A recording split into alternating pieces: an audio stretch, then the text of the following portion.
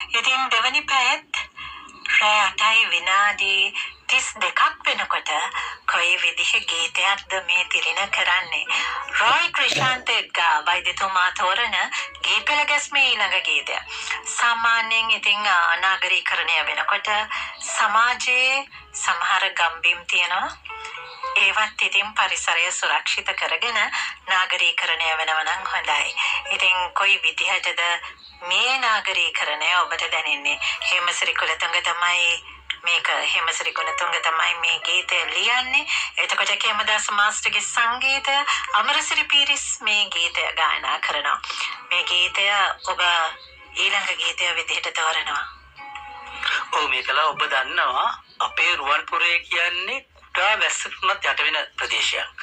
එතකොට මේ වැස්සන් යට වෙන වෙලාවට අපිට ඇත්තටම තියෙන එකම ප්‍රවාහන මාධ්‍ය වෙන්නේ මේ ඔරුව අඟුල පාරුව. එතකොට අපිට ඒ කාලේදී අපි ඇත්තටම ඒක තමයි ප්‍රොජෙක්ට් ගත්තේ එතරට යන්නට.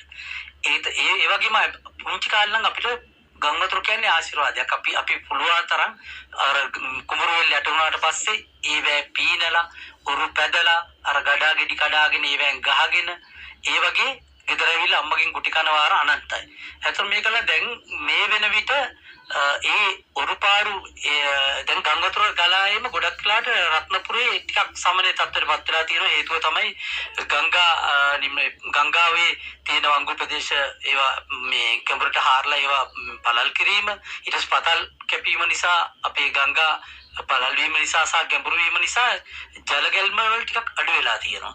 ඒතර ඒ තුල ඉස්සර අපි කුඩා කාලේදී අපිට ඒ කාලේදී අපේ හිටපු සමහර තාත්තලා අපිව එහෙට මෙහෙට ඊතර විතර කරන්න යොදාගත්ත ඔරුව අද හබල ඒ අඟුලේ මොකක්වත් අද නැහැ. අද නෑ. අතරම ඔවුන් ඒ කාලේ ජීවිකාව කරගෙන ගිය එක අපි ඊතර කරලා කීයක් හරි හොයාගත්තේ ඒවා මුකුත් නෑ. අද රටක් සංවර්ධනයකට ඇත්තටම පාලම් තැනෙනවා.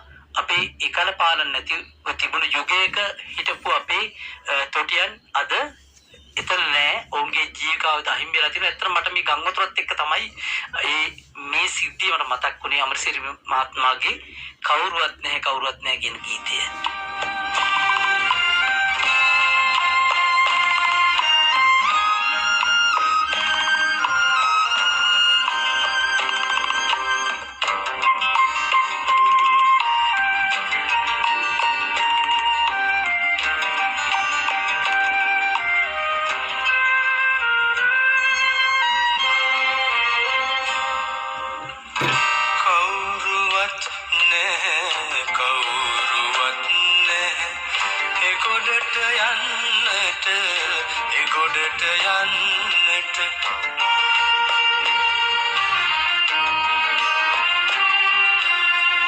ඉරගල වැටිලා යුර දෙපැත්තේ අඳුර ගලනවා පාරුව ඇතුළට ලන්තෑරුමකෝ ඔහෙ තිබුණා වේ